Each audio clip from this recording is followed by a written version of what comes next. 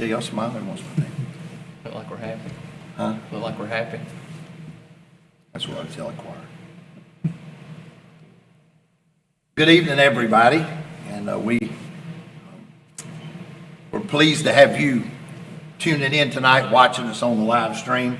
And we're super excited about having our state representative, Josh Bonner, with us tonight. And I met Josh, I guess, what was it, a week ago, 2 weeks ago at Purdue and Leffler Rally. Yeah. And Ernst was there from Iowa. Yeah. And Purdue. And but I met you, and Senator Marty Harbin was there. Karen Mathiak was there. And I think it was Senator Harbin that introduced me to you because you were our representative for this area where the church is.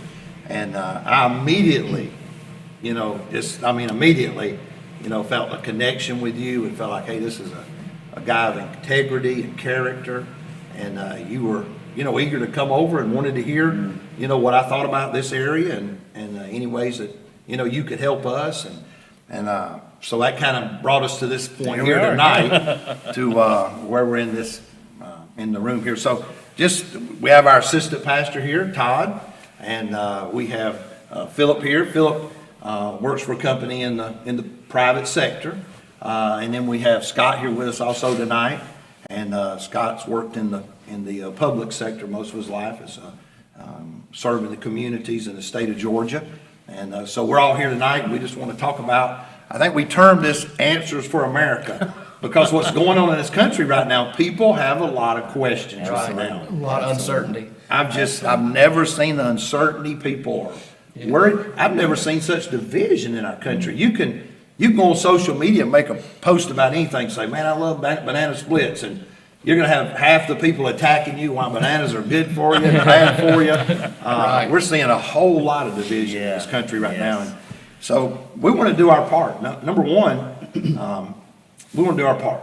And we have resources here available and have people that want to hear in this community. So we wanted to put this together. And I want to thank you for coming tonight. Amen. I mean, a lot of times people that are in public offices don't want to come. They're already wore out, and I'm sure you've had a hard day today and don't have the time and energy, but I appreciate you sacrificing and coming out and speaking to the people in our community.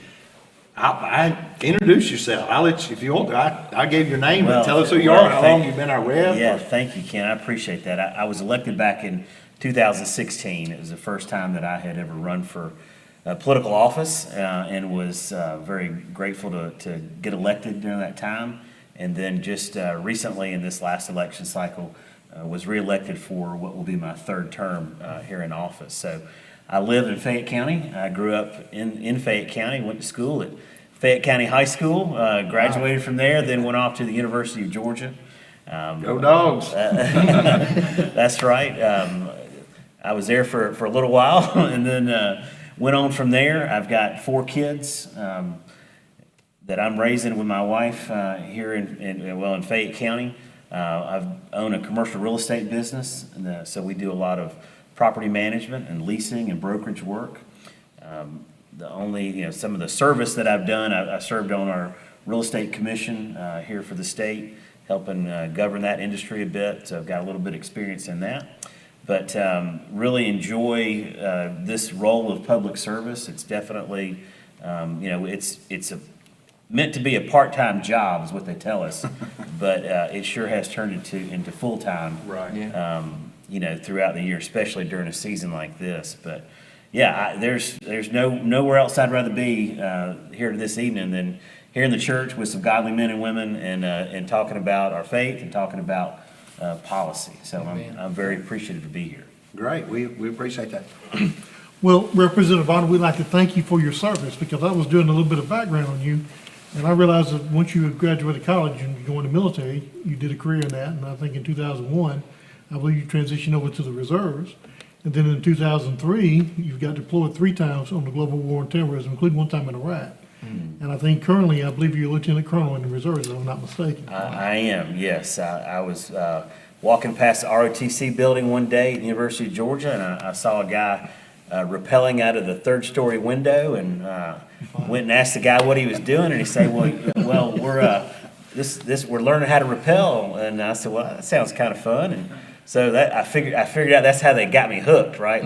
They taught me that. Then they offered me a scholarship and said, hey, we'll pay all your bills for you. And just like Uncle Sam, he did, but then he expected a little something out of me. So I spent 4.5 years on active duty right after college, and then transitioned to the reserves, like you mentioned, and then have been deployed 3 times since then. The most recent was back in 2011 to 2012 in Iraq.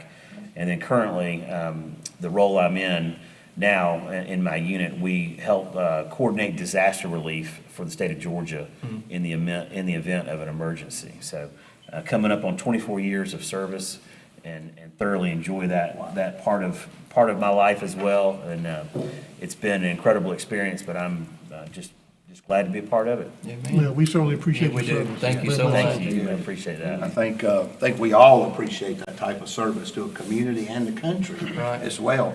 My son's in the Navy. He's been in for 12 years now and just returned from deployment. I believe the longest deployment without stepping on land in the history of the country. Because of COVID, they wouldn't let them go into port. Todd's son served in the Marines and just came back home also.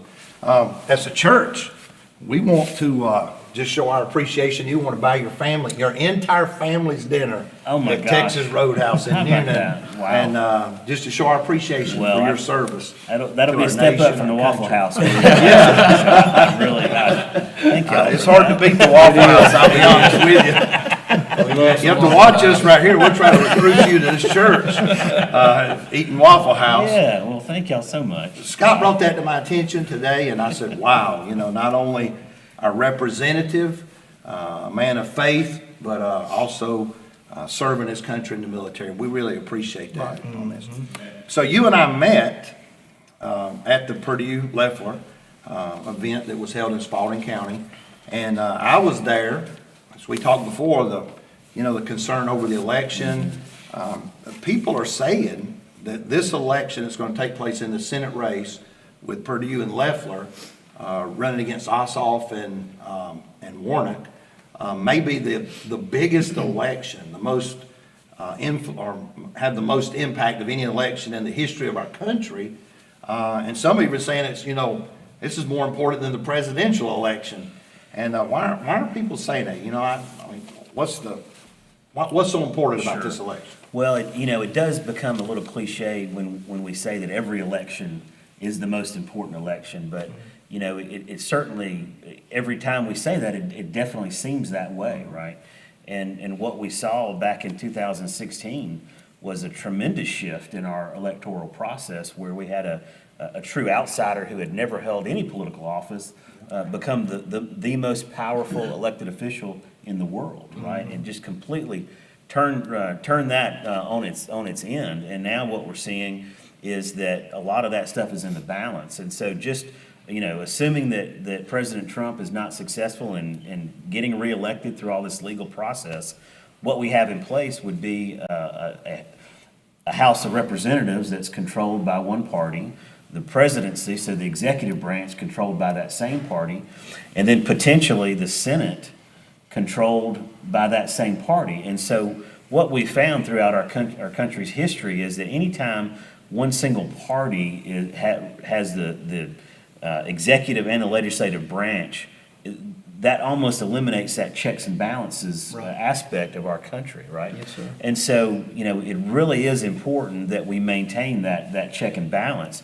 But taking it a step further, what's at stake here is that in our country right now, there exists a truly dangerous progressive left mentality. Yes, sir. that is pushing things that are flatly not just anti-American, but are anti-faith, anti-Christianity, Right. just completely opposed to the values that made this country what it is and allow us to be who we are.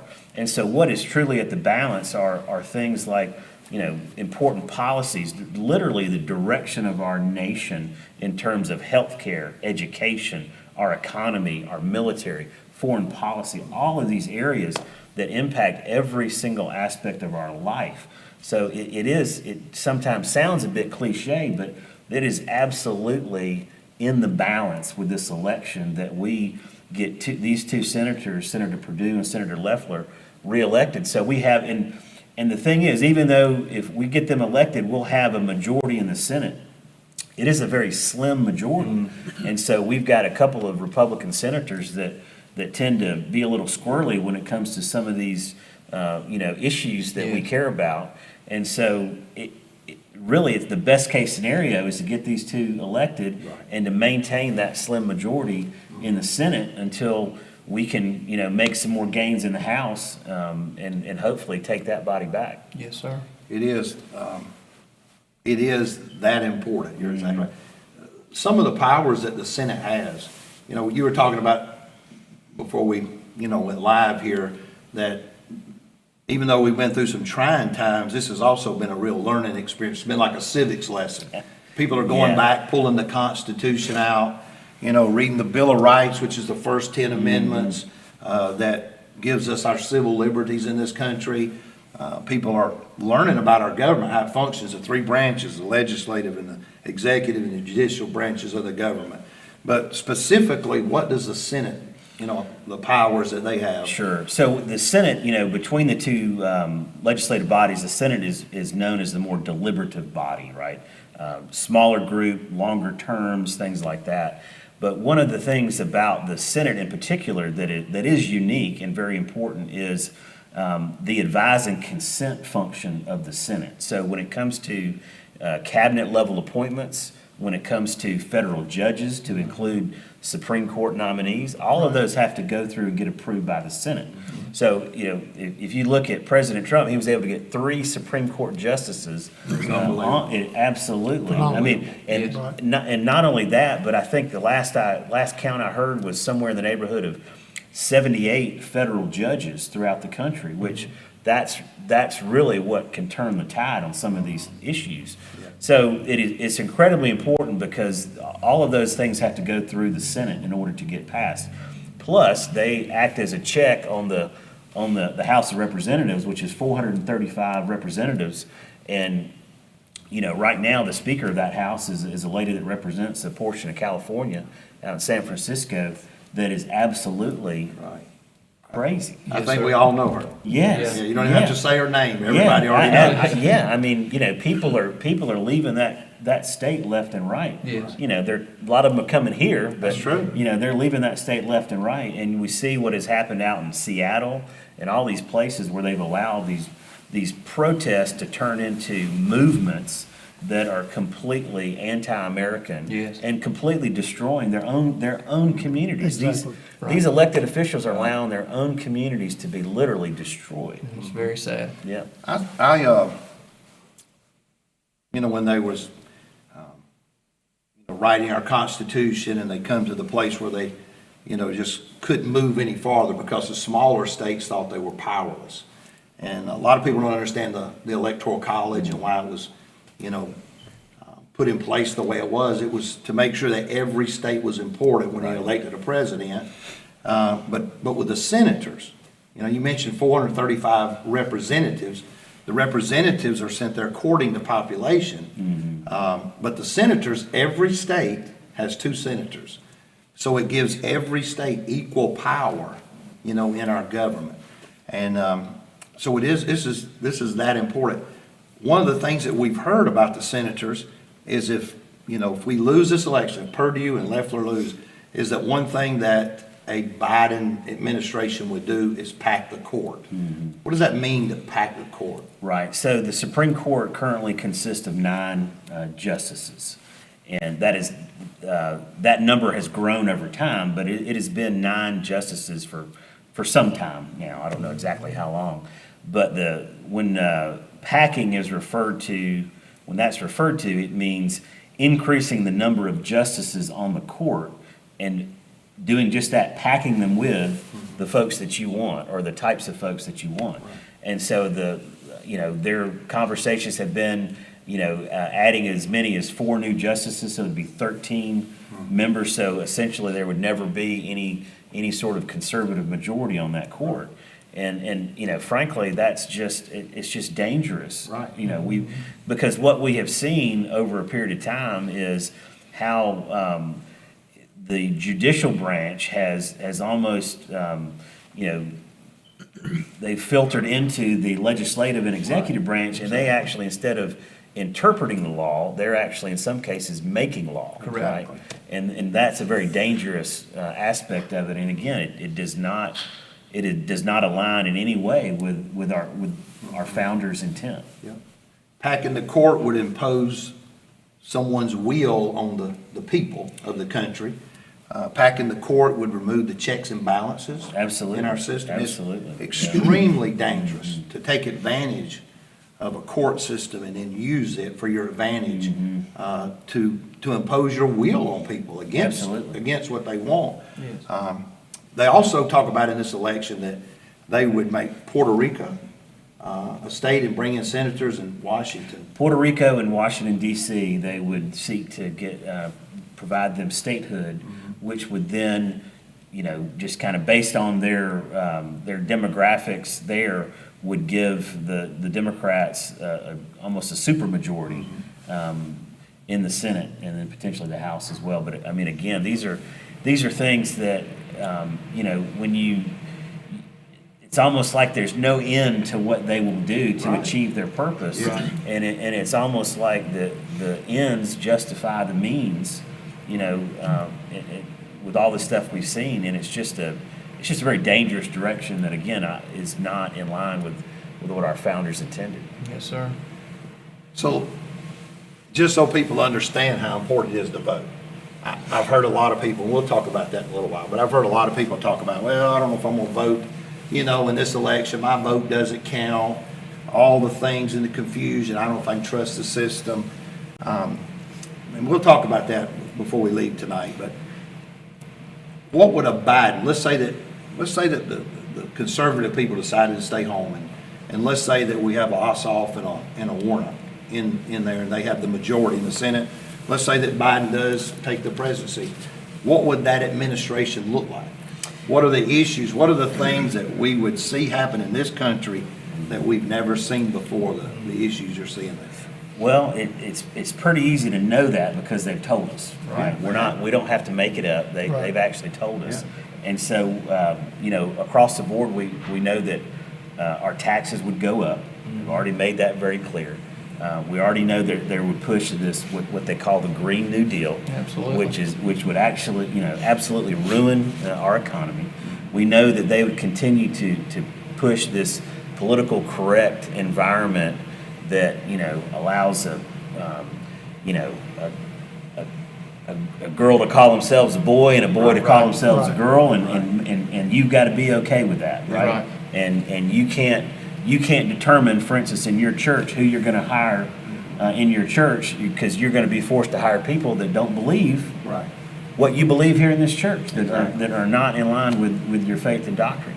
And you know, we know that they will impose some pretty dangerous mandates, and they will use things like a COVID crisis to completely control our economy, to, you know, mandate that you wear a mask, that your business be impacted. And I mean, and again, all these are things that they've already told us that they're going to do, and certainly in terms of Biden's some of his recent selections for people he wants in his cabinet, it is absolutely pointed in that direction. Appalling. Absolutely. Yeah. So far to the left. Nothing like we've ever seen. Yeah, and if you're a fan of the Second Amendment, you know, you're definitely going to be in for a rude awakening. Biden just the other day said he wanted to tax every gun purchase by another $200. I mean, you know, these are things that, again, you know, are just unconscionable, that completely fly in the face of our Constitution. Single payer healthcare system. Yeah. You remember, didn't somebody at one time tell us if you liked your plan, you can keep your plan? If you like your doctor, you can keep your doctor? I've heard that Oh, somewhere. and then they came back and said, you know what, I shouldn't have said that. That was probably a mistake. Right. Yeah. Everybody knows, you know, I don't get that, you know. Before Obamacare, I was paying $400 a month for insurance. A few years later, now I'm paying $1,200 a month for health insurance. It's difficult to see a doctor now. You have to jump through hoops, and then you're denied. I mean, it's been a total disaster. Yeah. And he wants this for everybody, you know? I mean, I think everybody understands the disaster that would be. I heard that when you were talking about that, those $200 tax on a gun, they put a lot of thought in that, because a lot of people would just say, well, I'm just gonna tell them I've sold my guns, or I don't have guns. And I think, you know, the Second Amendment gives us permission as Americans to own a firearm. It is a God-given right in this country. And our forefathers understood the necessity of those. And I always go back to Germany and think, you know, if those 6 million Jews had guns, they would have never put them on those train cars. Absolutely. They would have been able to fight for their lives and defend themselves. And I always ask this question, you know, why does somebody want to take my gun from me? That's number one.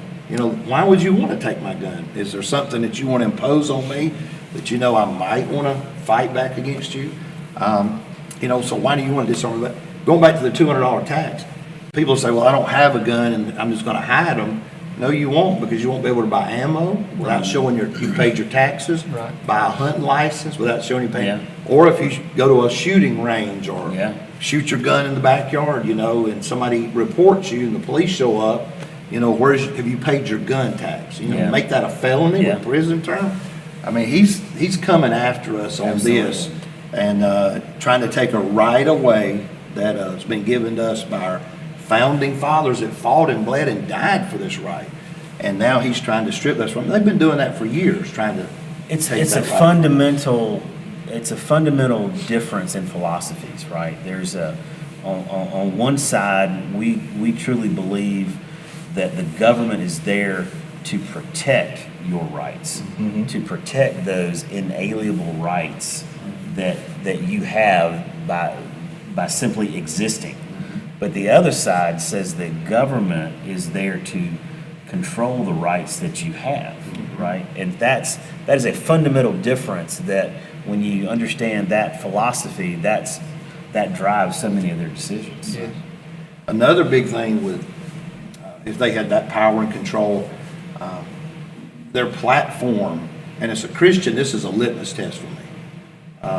If you support abortion, if you want to impose abortion on people, if you want to make churches pay for abortions, taxpayer, I mean, that's a litmus test for you. That is one issue that I would just stay home. If there was 2 abortion candidates, I'd just stay at the house.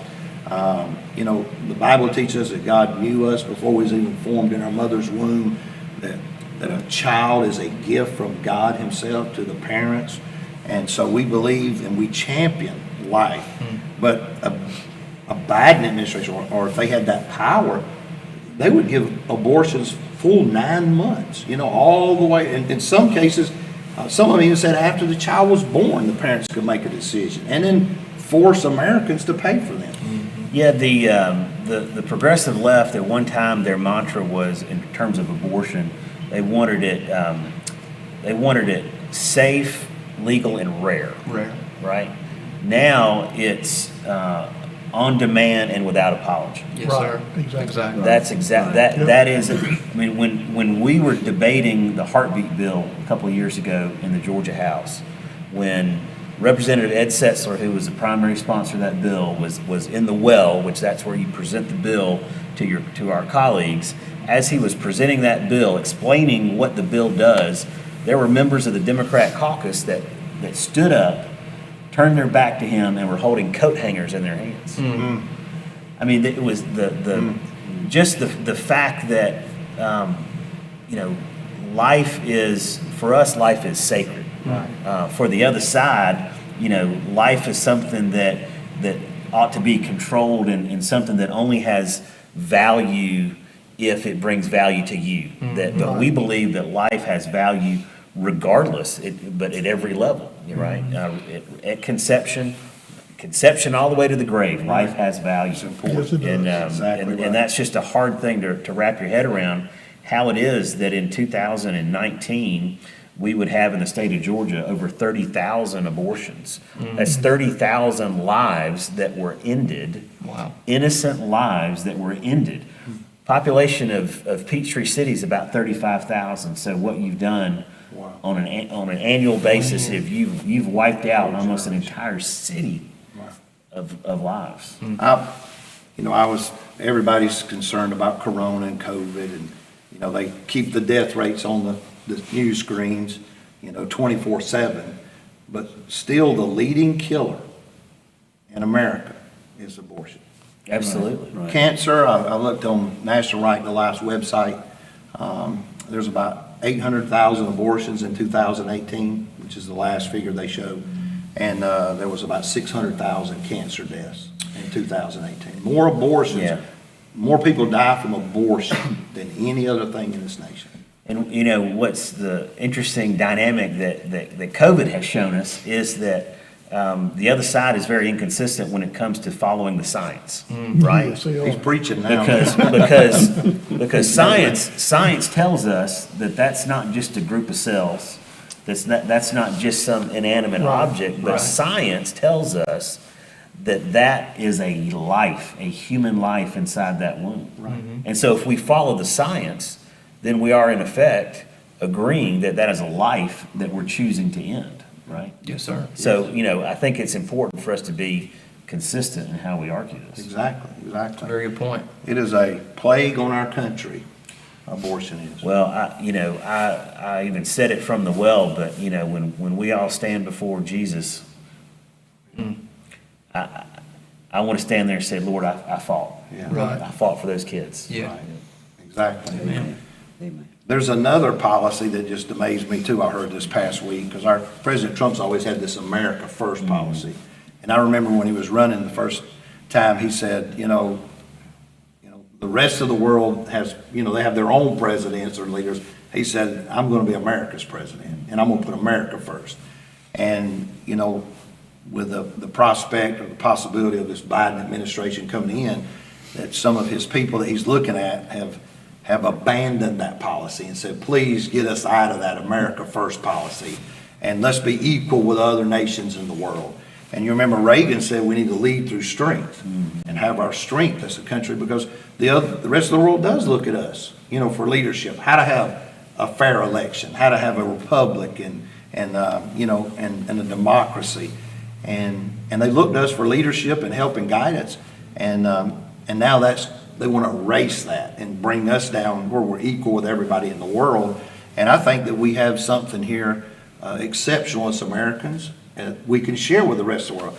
What do you think about that policy, Well, let me Let's abandon the American I first. think we can, we don't have to look very far. I mean, how many people are leaving America to try to get into Venezuela? Right. Or I don't know any. Or trying to, or immigrating to China, or Right. trying to even get into Europe. No. Yes, sir. People are coming here, and this idea of America first, I mean, it's almost like, sociology 101. Every country operates in its own self-interest. So every other country in the world is looking after themselves and doing what's best for their citizens. And I think that's one of the things that Donald Trump really hit on that really resonated so well with folks, is that especially after Obama's apology tour for 8 years, Right. I think people were ready to say, you know what? I'm tired of being told that as an American, I'm the problem. Right. I want somebody to tell me that I'm a part of the solution. That's right. And I want somebody out there fighting for me and my country, because, we are the best country in the world. Yes. Amen. And we are the most benevolent country. We're the most giving. What other country has military bases throughout the world Right. that's protecting life, Right. right? I mean, no other country in the history of the world has done that in this way. So, I think folks were just really ready to hear that message, that take pride in their country. And I do think that a lot of these folks are having that contrary view simply because of the messenger. Yeah. So, Yes. Yeah. which is unfortunate. Right. I heard David Perdue speak, our Senator Perdue, and he always seemed like more of a reserved type person. His personality kind of toned down, but when he spoke the other day, he spoke with fire.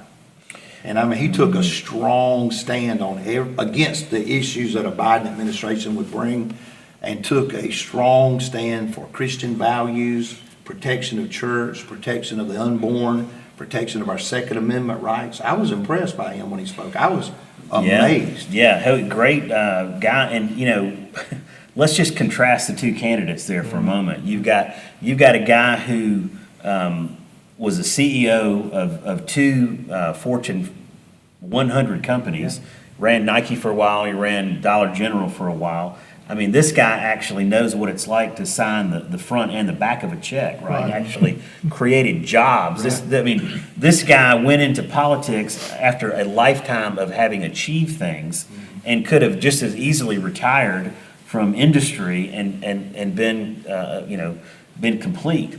Contrast that with his opponent, who I still to this day don't know exactly what he does to make a living. Right. And don't know a single accomplishment that he has made, or frankly, a single job that he has created, other than jobs overseas in China and in the Middle East where he's done work. But so no one is yet to tell me what this guy has done. And frankly, between the two, I want somebody up there that kind of knows what they're doing, who's run a business, who knows what the impact is on who's raised a family, who knows what that impact is on a community, and actually has a lifetime of accomplishments that not defined by being a United States senator. And so when I contrast the two, for me, it's a no-brainer. I mean, I just and he's a brilliant guy. I mean, I've heard him at a Chamber of Commerce speech or Chamber of Commerce breakfast a couple of years ago. He stood up there for 40 minutes and just, with no notes, and gave a speech just, all about facts and data about the economy. And this is a guy that the president actually listened to, right? And, for Georgia, that's what you want. You need somebody that's going to have the ear of the president, and someone who is a leader that can stand up for Georgia. That's right. Now, as a pastor, I was impressed by this. You had Senator Ertz there, and you had Senator Perdue. And when they were speaking, and I didn't realize the senators did this, but they had a group of senators that actually did a Bible study together. And I was impressed when they said that they had been studying the book of Philippians. And remember, it took them almost 1 year together as senators. They were studying the Word of God together. And it took them almost 1 year to get through the book of Philippians. Oh, yeah. And that impressed me, their faith. Well, I don't know. I don't know how folks make it without their faith. I mean, I don't know how they get out of bed every morning without the hope that we have in Christ. sir. I mean, we do a Bible study up at the Capitol every Wednesday. House and Senate members, both parties get together. We do a devotion. We pray, and it is one of those things that has sustained me during that time, because you just come under such attack from all sides that, again, if you're not walking in your faith, and you're not in the Word and being faithful, then there's a better chance that you get off the path. Right, exactly. I was impressed with him. I went up there kind of a skeptic. I'd never heard him speak before. And he doesn't get that much coverage on news. He's kind of in the background, but he has a 100% voting record for conservative values. Yeah, absolutely. He always votes right. And Loeffler's the same way. I seen her and was impressed with her when she took a stand against Antifa and some of the BLM Marxists. Yeah. And she really took a strong line and said, I'm not going to move. This is where I'm going to stand. And I was impressed with that with her, when not moving there. And she did that. She did that after having some ownership in a basketball team. Exactly. So she ran a risk. And I'm sure that she got hurt with that. But she's another that made something of herself. Grew up on a farm. Paid her way through school. Played basketball. And then made something of herself, built a business, signed the front and back of a paycheck, and actually, is doing this. Definitely doesn't need the money, and frankly, some people have different opinions about self-funding a campaign. I kind of like that. I mean, I wish I had the ability to stroke a $20 million check, but you might have to hold it for a while. But I think that that she's got some skin in the game, and from everything I've seen out of her, I've been very impressed, because it's certainly in this environment it could be easy to kind of roll over and placate the left and kind of give in and even be wishy-washy. But I tell you what, she has stood strong on the Antifa BLM. She has stood strong on the issue of life, and she has also stood strong and is the primary sponsor of the bill that addresses girls' sports. You know, the movement to save girls' sports, and she's leading out on that, and she's a perfect person to do that. Someone who's been, an athlete like that. You mentioned that while ago about this transgender movement and we were sent some emails today and alerts from groups saying be careful of what might be coming down the road if there's a Biden administration, because they're going to force churches, like you said, to hire on people that are not consistent with our values, our biblical values, that may be transgender, homosexual, and that we would have to hire them on staff. And if we did not, then we could be taken to court for discrimination, that would be forced on us as churches. We wouldn't have that First Amendment right, to have our freedoms and our civil liberties as a church. So that is this is a very important election here. Absolutely. Just a little while longer here if we can, not much longer.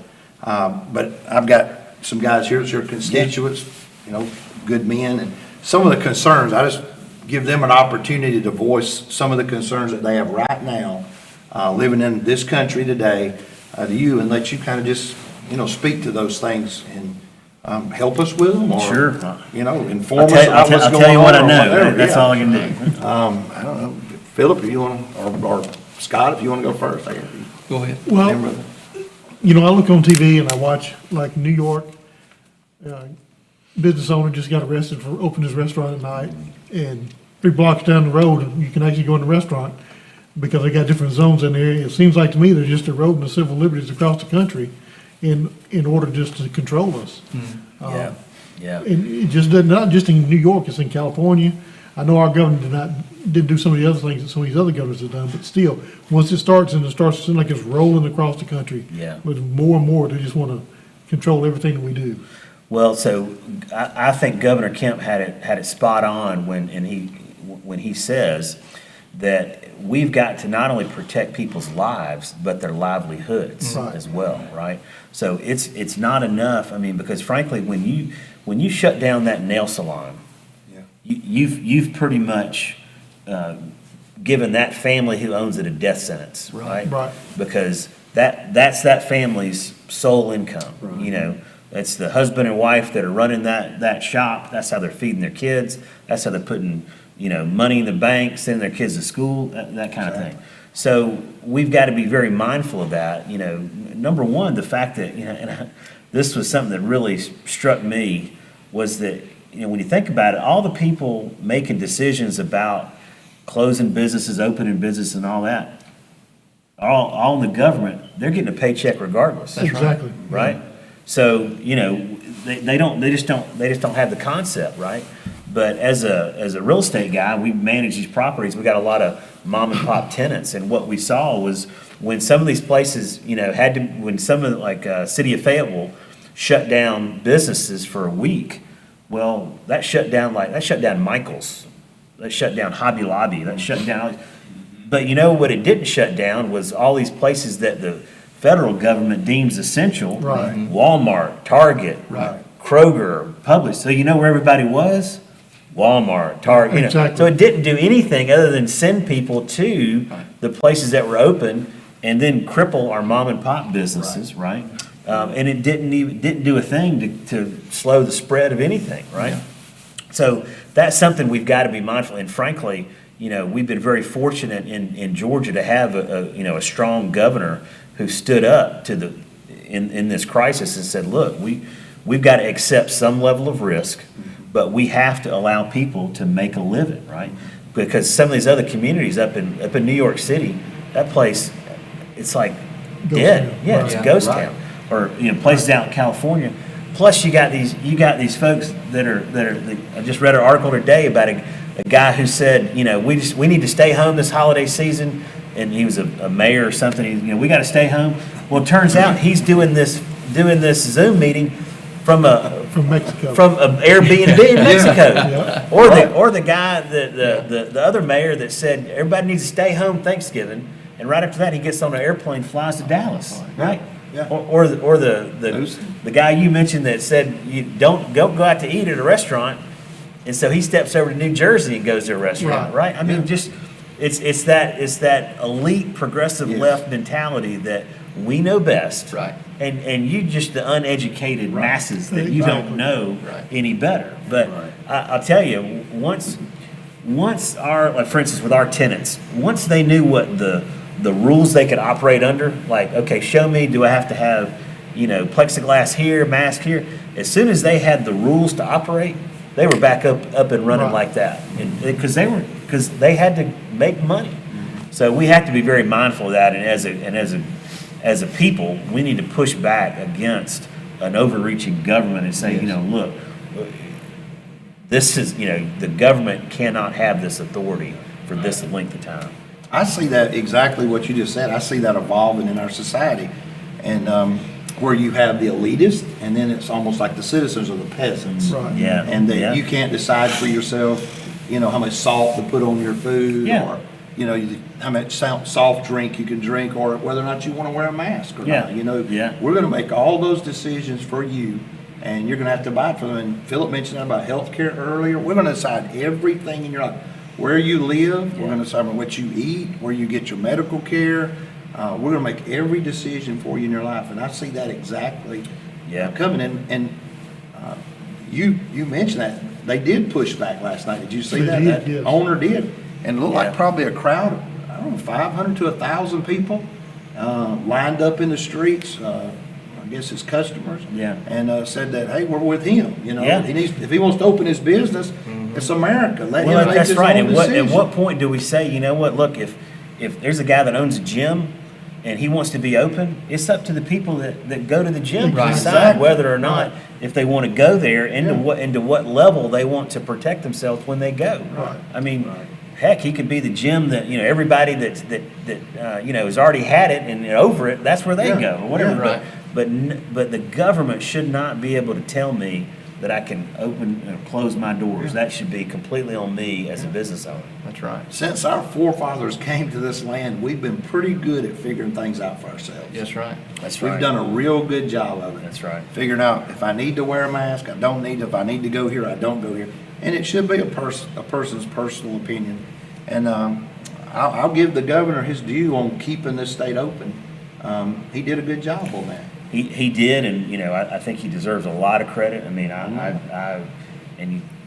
Governor Kemp's a man of faith, and he is surrounded by prayer, and is in the Word, and a guy who I think is really doing the right thing and doing absolutely what he knows to be right, which is very comforting. He certainly doesn't put his finger in the wind every day to see which way it's blowing. He knows who he is, and he's moving in the right direction. He took a lot of knocks for leaving our state open and doing that. He mentioned about civil liberties. My biggest fear is that we're doing the right thing, and then we're arrested for that. Like we come to church, and you want to arrest us for coming to church, or like the McCloskeys in Missouri, that we're protecting our home from people that's threatening our lives, and we get arrested for that. Right. That's a big fear of mine. When can I push back? And really at a state level, and I'd say that make sure that we can defend ourselves. This is, a state where we have that ability, with the right to, what is it when we protect ourselves? I can't think of the right. Stand your ground. Stand your ground laws, Stand I'm your, sorry. We stand have your, this yeah, stand your ground. laws What in this they state. also a lot of times call a castle doctrine. Yes. Which means I've got the right to defend my home. Yes. Things like that. I mean, that's what's crazy is these things to us are almost intuitive, that they're fundamental. But to others, it's like, well, you shouldn't have that right, And it's just, again, it's just this bizarre misconception of our rights and how they Yes. apply to everyday citizens. But Right. yeah, at the end of the day, that to my mind, that is that overriding philosophy is that we as the elites know best, and you as the masses Yeah. don't know any better. So we got to obviously tell you what to do. Right. The same authorities that allowed them to burn their cities down were the same authorities that arrested pastors Yeah. and Right. parishioners for attending church service. It's hard Yeah, to conceive. It is hard to believe because, you know, the people that own those businesses that burn down are, in almost every case of these communities, are all minority That's right. owners, right? I mean, you know, the folks that own that Wendy's in Atlanta that they burned down is minority owner. I mean, Trying to make and, a and, living. and guess what insurance doesn't pay for? Wow. I didn't know that. I Yeah, didn't know. yeah, they don't pay Wow. for it. If somebody comes and destroys your place as part of a demonstration, insurance not Not gonna in the cover policy. that. I did not know that. No. Wow. So, Wow. yeah. Just unreal. But to me, that's, you know, just a huge fear, you know. We get Yeah. put in that position, and I wouldn't want to be put in that position. You know, if we did, we got arrested, it'd be what it was. But Well, I think that's why it's so important, especially in our faith communities, that we've got to step up and step out, right? And we've got to engage. The word that has just been impressed upon my heart this entire year is this word engage. That we as believers, you know, have a duty to engage in our communities and to be a part of that process. I often share with folks, you know, we're not going to change the process, but if we can change the people that are a part of that process, you can get a different outcome, right? Right. And so at every level of government, if we can get believers to step up and step out and engage, then we'll make change, you know? And that's at every level. I mean, you see, you know, it doesn't matter if that person's a city council member, a magistrate judge, on the Board of Education, a county commissioner, their worldview matters, right? And their worldview drives the decisions they make as a part of ordinances, policy, Right. you know, judicial decisions, that kind of thing. And so, you know, do we want someone with an anti-Christian worldview making these decisions, or do we want a believer, someone who studies the Word Right. and walks in faith, and have that worldview? Do we want them making these decisions? And, you know, I would submit that we want the latter, right? Amen. Brother Todd, what about you? Yeah, well, mine's pretty much been hit on a couple of times, but you know, we've talked about these Marxist groups and what they're doing. So from your standpoint, what do you see their, I guess you would say, their ultimate goal being, and what can the Todd McLeans and the Philip Harpers do to build a wall to keep us safe, to keep our families safe, to keep our state safe? Yeah. And so, you know, if you could just kind of explain what those groups are, what do you feel like their goals are in what Yeah. they're doing? Well, you know, ultimately, the groups, and they've made their, you know, again, you don't have to guess at these things. These various groups have made it clear what they're about, and it's the destruction of our country. I mean, and you look at some of these groups, whether it's, you know, BLM, the organization, or some of these others, they clearly state they want to redefine the nuclear family, right? They want to redefine what religion is. They want to break down all these, what they call barriers. They want to redistribute wealth. They want to defund law enforcement. I mean, they've made it very clear what they want to do. And can any of us think that any country in the world where this stuff has happened, where they're doing well? No. I mean, not at all. But their mentality is, well, we haven't tried it here, Right. or these other places hadn't done the pure version Yeah. of communism or socialism or whatever it is. Yeah. But we're so smart, we'll get it right. That's it. And so that's ultimately, and frankly, again, I always try to think of these things in context of our faith, that we are not wrestling against flesh and blood, right? I mean, we are literally in what I believe is a spiritual battle. Yes, sir. Right? And so ultimately, if there's an organization out there that is wanting to redefine the nuclear family, what they're wanting to redefine is what God created, Yes. right? When we have a group out there that is pro-abortion, they are directly attacking the image of God in that child, right? Right. So when you start thinking of it in those terms, you realize that it is a spiritual battle, right? And so we have to engage. I mean, it's a challenge because, we're all we're trying to do is, we're trying to work hard, feed our families, and, go to Disney once a year. You know what I mean? We're just trying to make it through. That's exactly and right. and sometimes, and plus the news is so depressing. It's like, Right. who the heck would want to get involved Yeah. with it? But some of the more practical things that I encourage folks to do is, if you have a cause, then find the organization that supports that cause and get engaged. If you, if you don't want to run for office yourself, which is completely understandable, then find that candidate that you support and not only support them, but come around them, right? Pray with them, meet with them, lift them up, help them out, and then, go to the city council meeting, go to the Board of Education meeting, right? I mean, show up and let them know that, look, I'm a taxpayer and I vote and I've got some amount of influence in this community. And then, I think we really have to look at where we educate our children, I mean, we're very fortunate in both Coweta and Fayette where we've got some great schools, some great public schools. Right. But the absolute best you're gonna get in any of our public schools is you're gonna get a teacher that's a believer. They can't share their faith. Right. They can't do anything, they can't teach their faith. But the best you're gonna get is someone that's a believer. So that leaves a big gap there that either we gotta get our kids in places where they teach through a biblical worldview, or we as parents have to supplement their education Exactly. Right. with that Right. worldview, right? And so that's, so important to have a great church like this that comes together and pulls around your families and helps to equip them with that knowledge to train up their children in the way they should go. So those, in my mind, are some very practical things that if we can do, that, we can make a difference. I mean, there's no doubt about it. You can make a difference. I mean, if you had just, your 9 o'clock service show up at City Hall about an issue, it would probably go your way, right? I mean, just that kind of engagement, because I tell you, the other side's doing that. Right. Right? They are. Yeah. I mean, you look at To the nth degree. the guy that's running for Senate, the supposed pastor, Right. Raphael Warnock. He gets up and he tells his congregation where to go and what to do, right? And this is a guy who, a pastor supposedly and supports, abortion on demand. Right. I mean, again, the other side is doing this. Unbelievable. It's up to us to engage. That's incredible. I like Todd, we all watched in horror, as they burned cities down. And let's be honest, very, very honest at this point right here.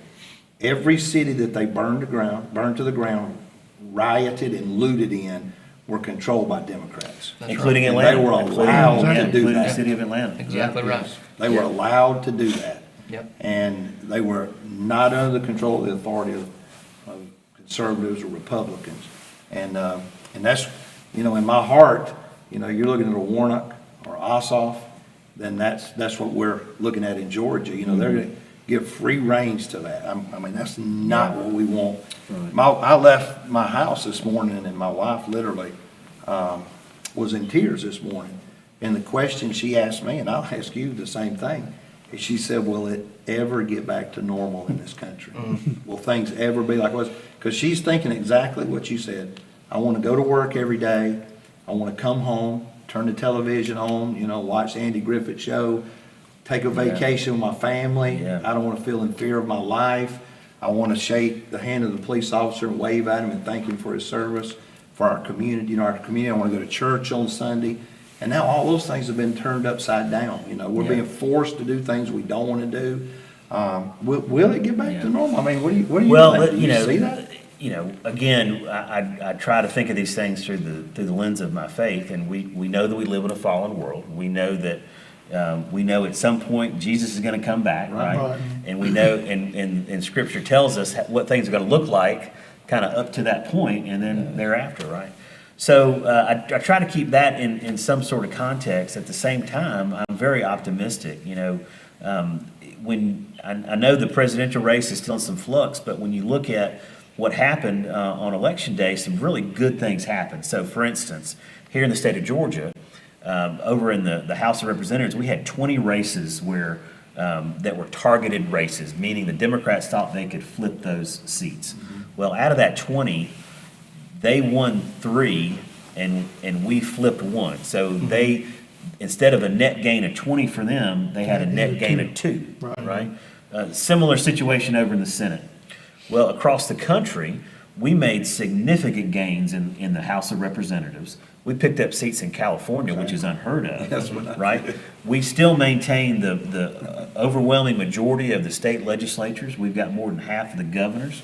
So there were some really good things. So a lot of things were rejected on election day to include some of these things like the socialism, defunding the police and all that. So there were some good things that happened, and we've got to celebrate those things and continue to fight. But, you know, again, I think a lot of that normalcy does depend on us, you know? I mean, and again, I go back to that word engage. We've got to engage and be a part of that process. I mean, we've got to, you know, kind of stand up and let the government know, hey, we don't want you mandating all these things, you know, we just want to be left alone to live our life and worship as we please. So, you know, it may be a period of time that we do have to continue to struggle a bit, but I do think things will get back to normal, but a lot of it depends on us. I mean, you know, with this COVID situation and with the vaccine in sight and all, we just need to make sure that we're able to end all these emergency authorities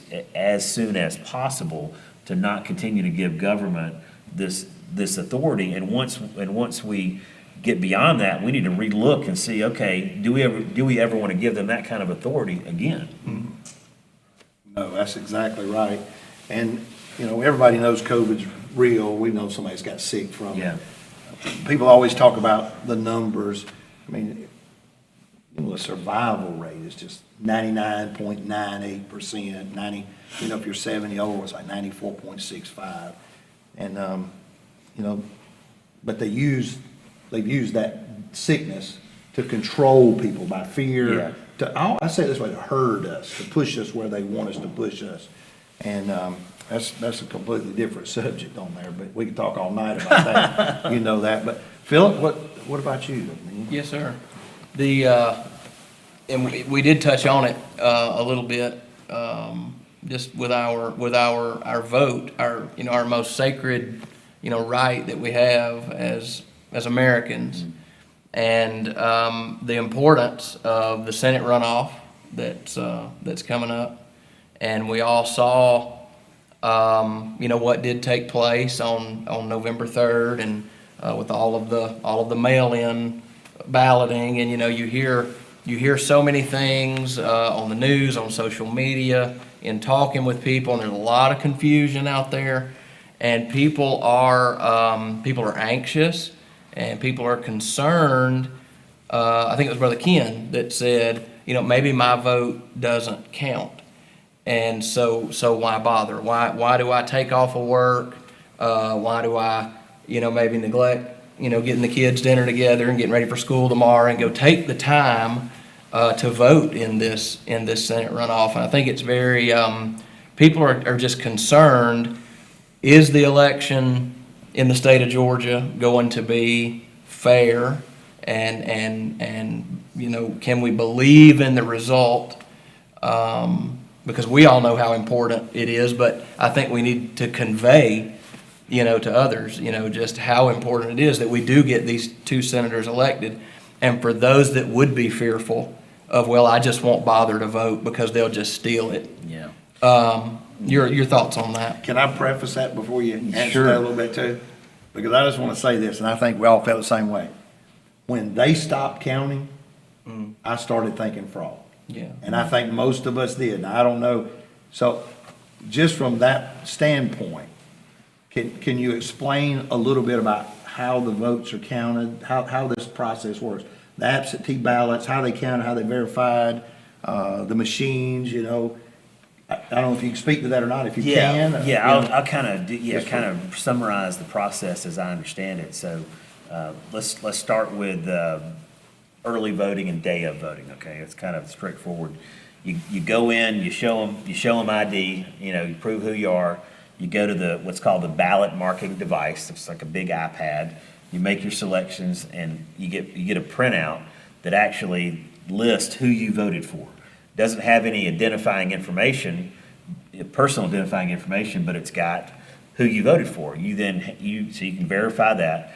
You hand carry that over feed it into a machine, and then once they take all those ballots, and they will then feed them through a separate machine that's a scanner that tabulates all those, and they get stored on a little memory card within that machine. And then, you know, those cards are consolidated, all that information is uploaded, all right? Absentee ballot, you request one either online or in the mail. You get that application, fill out the application, sign it, send it in. When that application is received, that local county elections office is supposed to look at that application, look at that signature. They'll go to the Department of Driver Services database, look at your driver's license. They'll go to your voter registration card if it's on file, and they'll try to verify that signature, that all those signatures match. And they're supposed to have at least 2 people in that office look at it and agree it matches. If that matches, then they'll send you a ballot. You'll get that ballot in the mail, you'll make your selections on the ballot, you'll then sign the envelope, and then put the ballot in the envelope and send that back. When it gets to that local Board of Elections office, they'll look at that envelope, they won't open it yet, they'll look at that envelope, look at the signature, they'll go through that verification process again on the signature. Then they will open the envelope, separate the ballot from the envelope. That ballot then becomes just like the ballot that you printed off. It's got no personal identifying information on it. It is a secret ballot. So they'll separate that from the envelope. They'll put all the envelopes in a secure box because Georgia law says they got to keep those envelopes on file for 2 years. Okay. So they will then start processing and scanning all those ballots. They can scan the absentee ballots before Election Day. They just can't tabulate them and publish those results.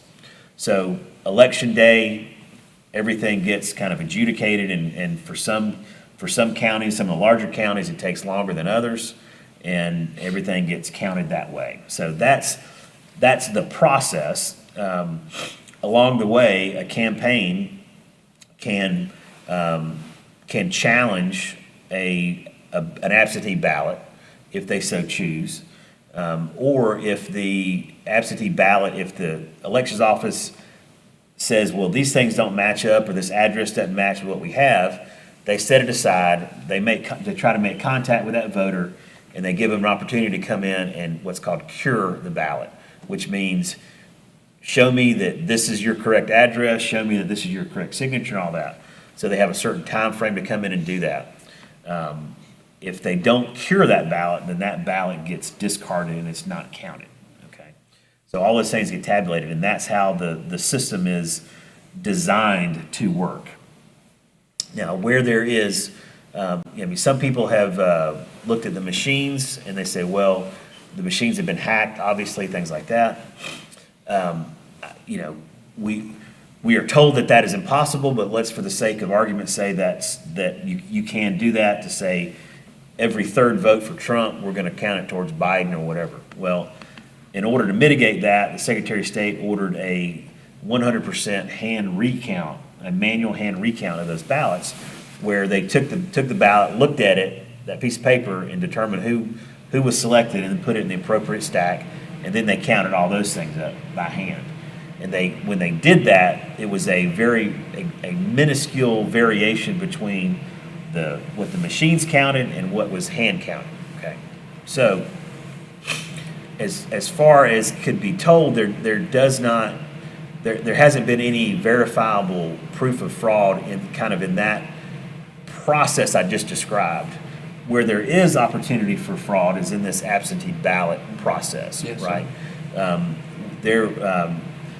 There is a pretty large set of absentee ballots that were sent to people, to addresses outside of the state of Georgia, right? So somebody went in and looked at absentee ballot requests and looked at the post office's change of address forms. And they said, okay, this ballot was sent to an address out in New York City because this person is having their mail forwarded to New York City. Well, chances are, if you've had your mail forwarded, you're not just there for a vacation, right? There's a good chance you're there and you're residing in that state, which means you're not eligible to vote in the state of Georgia. Right.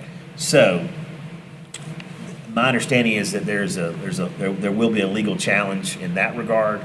There's several other legal challenges that are taking place right now. But, and in terms of the upcoming election, some of the things that are being done,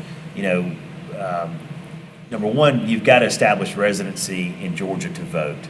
And so the likelihood of massive amounts of people moving in just to vote it's possible, but it's not likely. And it's also a felony in Georgia, punishable by up to 10 years in prison and a $100,000 fine. And so since Georgia is kind of ground zero for the nation and the world right now, Yes. there's a lot of scrutiny on that process. So just regardless of what happened and what the way people feel about the election in November, I believe that the election in January is going to be much more secure, in number one, because again, those areas we've identified where there's potential for fraud, we are scrutinizing those. And then also the geographic areas, these counties that have problems all the time, we have a lot of focus on those as well. So I personally feel a lot better about January's election. And so these folks that are discouraged, I'm just trying to encourage them that the absolute best thing you can do is vote. Your vote absolutely matters. Yes. And we've seen some of these congressional races throughout the country be decided by less than 10 votes. Yes, I just saw I mean, that. you're talking about a voting population of, it's 500,000 people. Well, and a couple of 100,000 for a congressional race to be decided by less than 10 votes. That's pretty significant. I mean, we had a state house race this cycle that was decided by about 100 votes. So I mean, Wow. that's when you start calling, your parents and like, hey, did y'all Right. sure you voted? Cousin Eddie, did he vote? Right. So it absolutely matters because I tell you, the other side's going to vote, Right. Exactly. and so we have to do what we can to overcome. They're gonna vote and they're gonna try to plant that seed. They're gonna try to tell the conservative people, just stay at home. Well, Your we voice already, doesn't yeah, matter. it's already, we already see that in this guy, Lynn Wood, that's out there, in fact, yesterday at a rally telling people don't vote in I the had Senate heard race. that. I didn't. Oh, yeah. I didn't know that, but I had heard Yeah. that. I think one of y'all said that. to me. Yeah, I mean, he was at a Saying rally. Don't vote. Yeah, Yeah. we need to vote. This is Yeah, I mean, important. Or just write in ridiculous. Trump or something. Yeah, just No. absolutely ridiculous. Yeah. No, that would be It's nonsense. a way Suicide. to, it's a way to lose this election, Yeah, lose the absolutely. Senate of the Absolutely. United States. Yeah, absolutely. Yeah. What about the Stacey Abrams controversy with Raffensperger and her? What is that about? With the It refers to a consent agreement that was put in place a while back that simply her group and then a couple other Democrat groups challenged in federal court an issue, and it basically had to do with that ability to cure those ballots. And all it did was standardize the time frame and the manner in which people were contacted. So it did not really have a significant impact per se, but I think one of the things that's being challenged in court is the Secretary of State's legal authority to enter into that agreement apart from the legislature. That where that goes, I don't Sure. really know. is the verification process on the January 5th election? Will it be a bipartisan verification of absentee ballots?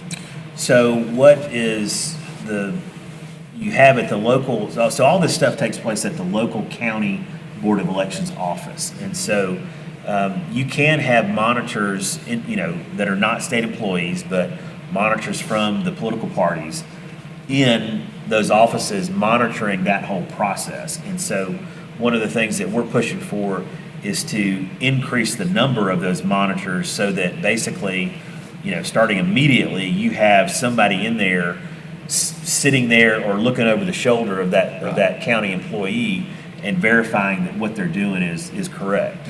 So, you would certainly hope that county employee at whatever county would be impartial, but what we know to be true is that's not the case. Are there any bills or anything in front of the Georgia House right now that have to do with the January runoff? So, no, but only because we're not in session right Sure. now. We don't begin our legislative session until the second week of January. And we do not have, unless we go into a special session, we have no legal authority to create, modify, or delete legislation. And that's under the Georgia Constitution? Correct. Gotcha. Do you foresee a special session? I don't, Do you feel the need for one? or- well, so in order to even have a special session, you either the governor has to call a special session, or you have to have 3/5 of the legislature request a special session. We don't have enough Republican votes to even do that. The governor has made it clear that he's not going to call a special session because there's a couple of things at play. Number one, there's some question as to what the legislature can even do. And then, because there's so much precedent on the federal level of going in and, basically we would be addressing an election that's already in progress. And there's federal precedent that says you can't do that. Right. And so, we're kind of focusing in on supporting the legal challenges, and hope those are able to be adjudicated in our favor, and then also looking ahead at what we need to do to impact the, non-legislative things we can do to impact the runoff. And then once we go into session, what do we need to do to truly restore our citizens' confidence in our electoral process? Exactly. That's a good point. And I think that, we did a little survey, and we surveyed about 300 people, your constituents here. And you already know what the number one concern about of the people in this area is, and it was about the election. They feel like that in the previous election, there was fraud, that we don't have a pure result from that election, that some of the people haven't been transparent enough.